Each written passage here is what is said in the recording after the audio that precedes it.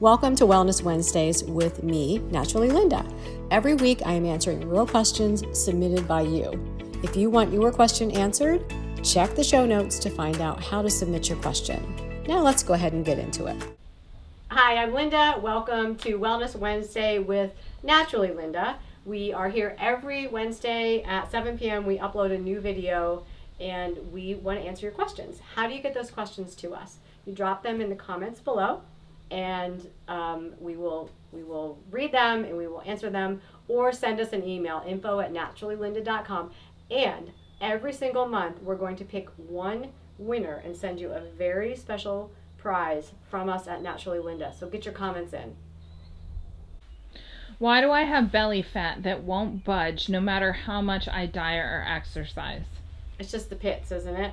So that's one of the first things I started noticing when I was going into perimenopause. A lot of women don't realize they're going into perimenopause, so they're having some hormonal shifts.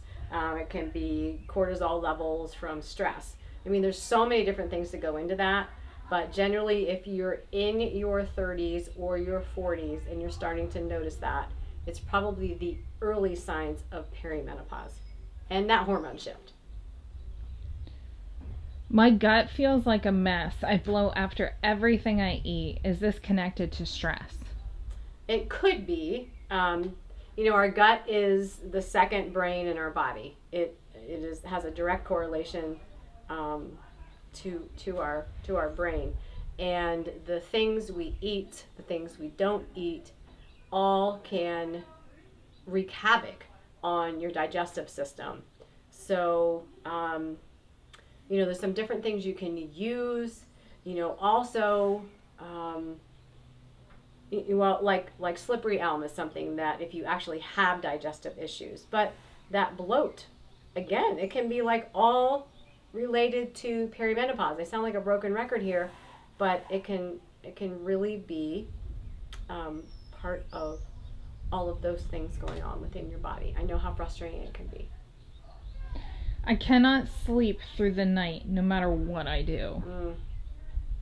That is something that plagues a lot of people. And again, there can be multiple different reasons. I'm just here to maybe give you some perspectives on things you hadn't thought about. That again, it seems like we're on a common thread here with cortisol levels, and cortisol levels are all related to your hormones. That again can be a perimenopause thing.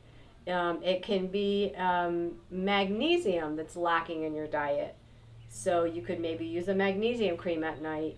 You can stop eating a little bit earlier than you normally did. Say, have your meals by 5 o'clock. If you go to bed at 9 o'clock, give your body some time to digest so those cortisol levels don't shoot up like around 3 o'clock. But there's so many different things that can show up with you not sleeping.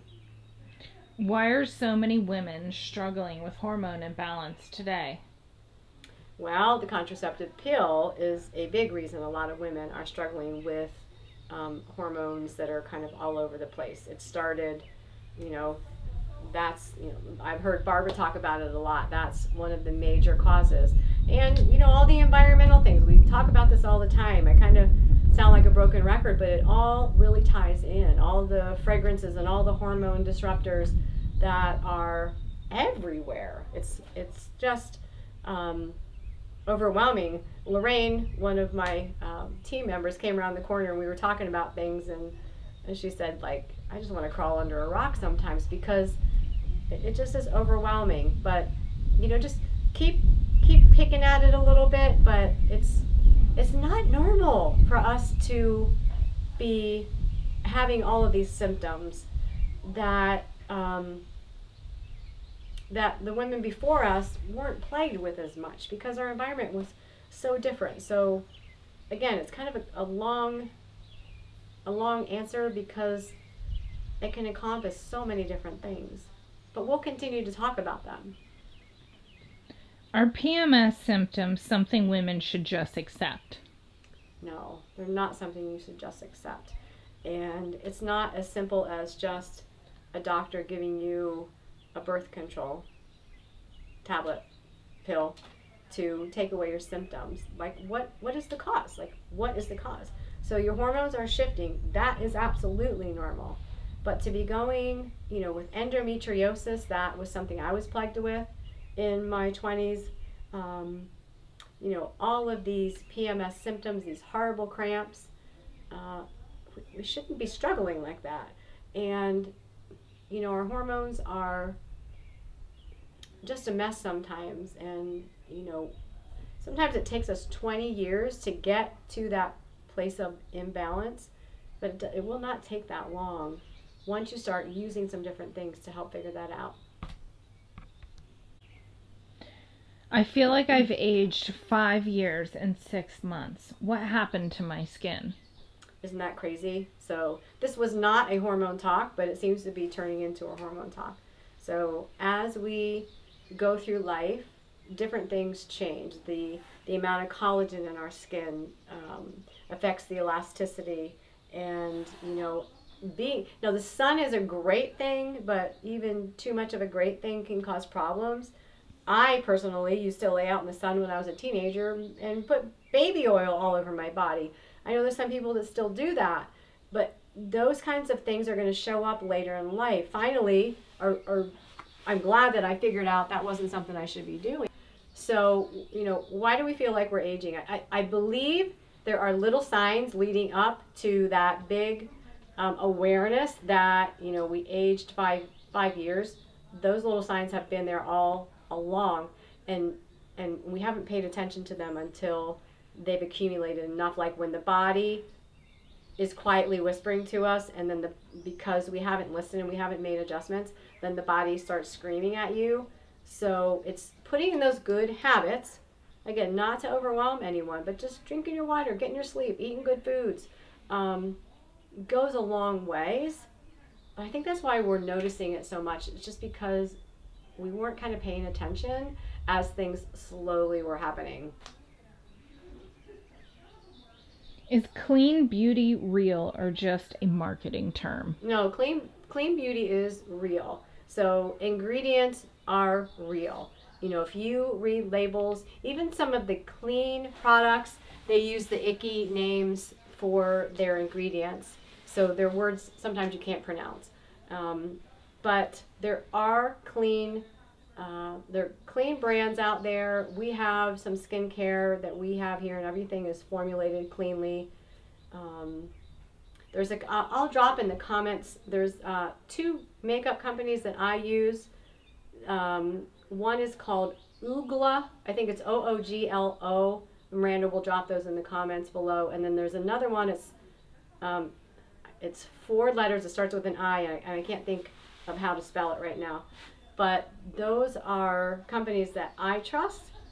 But I'm always going to continually be aware, because a lot of times companies, they kind of reel you in with their amazing products, but over time things change. So we need to stay tuned in, because they get sold to conglomerate to companies, big companies, and kudos to the smaller brand, but a lot of times things get like what's greenwash. So there are clean options out there, but we just have to do our research and to find them. How do I actually read a skincare ingredient label without needing a chemistry degree? Well, if you like AI, you can copy that label and put it into AI. Or there are apps right now. It's called Yucca, I think is one of them. You can have it on your phone, and you can scan a product. You scan the ingredients label, and it will help you understand that, because those icky names are really complicated and hard to pronounce, and a lot of people don't know what they mean. So those are ways you can do it. Put it into AI or use that Yucca app. So here's your homework tonight. I want you to take one of your favorite products, something that you think you cannot live without in regards to your skincare, your makeup. Take a picture of it, put it in that Yucca app, or put it into AI, and let me know your results. Were you pleasantly surprised? Were you surprised in a not good way? I would really like to know. Why does where you live and how you live affect how fast you age?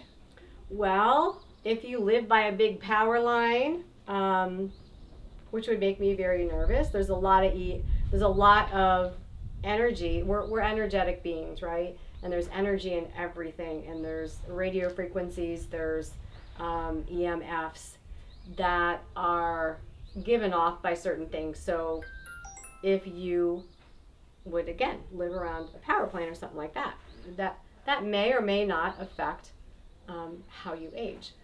The water you drink, that if you don't filter it, if you just drink your tap water, that is you drinking your environment. And it may be great, but chances are there's stuff in that water that is going to age you a little bit more. So, I think you asked where the environment we live in, right? Mm-hmm. So that's our house too, right? What things do you bring into that house? Are they things that are helping the health of your family, or are they aging you in ways that you aren't even really thinking about? So environment can be everything, inside our house, outside our house.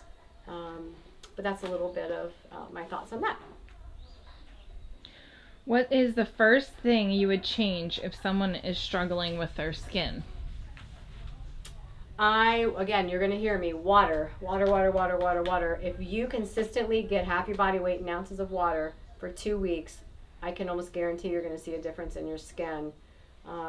There's things you can do. You can get a filter on your shower. Of course, we talked about the water you drink, filtered water versus drinking bottled water or tap water all the time. That's what I would start with. And what are you washing? Are you washing your skin? I do a thing called double cleansing. I use an oil cleanser, and then I use a beauty bar that I make to make sure all the residue's off, and then I use a toner, which we have a new toner coming out, guys. So just to start with, water, and make sure you're cleansing your face with something that is not going to strip your face. Is aging skin something we should fight or support naturally? I think we should. Well, it depends on you. I think with these awarenesses, like as we're growing up, if we have them, we're going to be so much further ahead. But if you're a sun worshiper, you've been out in the sun, it's going to show up in your face. And it just depends on how important that is to you. The skin is the second largest, it's the first largest, organ in our body. And I don't know, I just like even if we've been out in the sun a lot, we can still have that glow to our skin if we're eating better things, if we're eating real foods, if we're drinking cleaner water, if we're aware of those products that are on our face. So it's going to be more important to some people than other people. Are natural products really better for your skin? Absolutely. And again, look at those labels. Use those apps that can look at the ingredients and tell you whether or not they're good. We're stopping. Are natural products really better for your skin? Absolutely. If they're truly natural. Again, learn to read those labels. If you're struggling with reading the labels, get one of the apps. Use AI and see if they truly are great, because sometimes what you're told and what is actually in the product they don't match up. And another thing, sometimes those elite botanicals are used in such minute amounts. They're way down at the bottom. And some of those things have to be used in minute amounts because they're very powerful. But a lot of times, natural companies use words that are going to be familiar with you, that are trendy and things like that. So you just want to do your due diligence and just do a little research. What ingredients should people avoid in skincare products? There's a lot of really nasty preservatives. Oxybenzolone, you're going to see that in a lot of products. That is like potentially it's a potential carcinogen. Why are people using it? Because it's really inexpensive. I recently saw a company that I respected. They had used actually the ingredient, the preservative we use in our Wadium comfort cream, And just very quietly, they switched that.